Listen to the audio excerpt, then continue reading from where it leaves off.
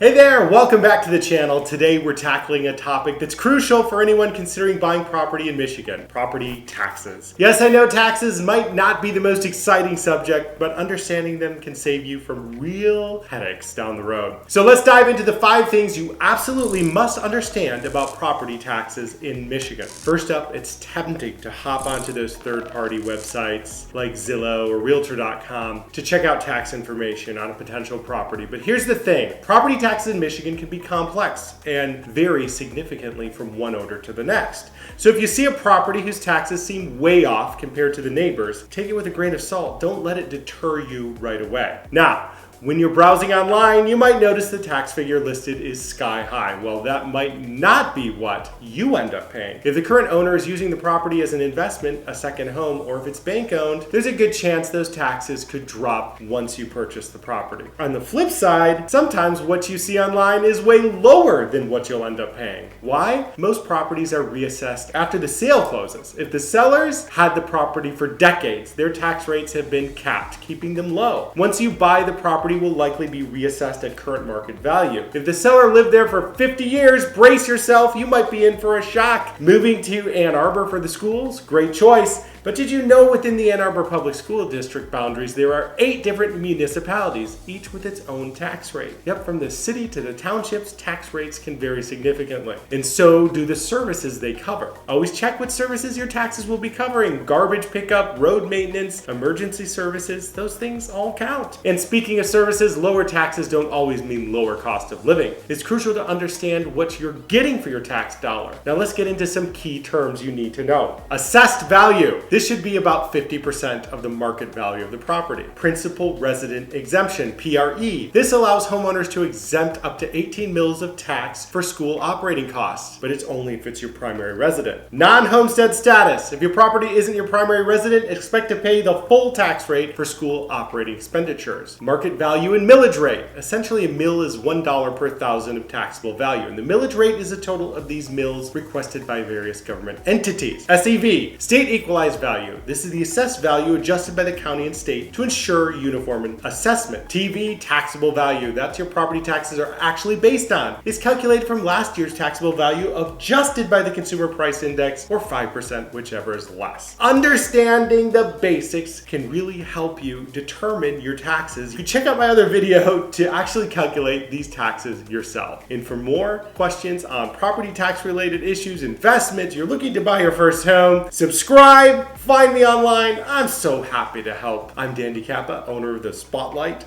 Home Team.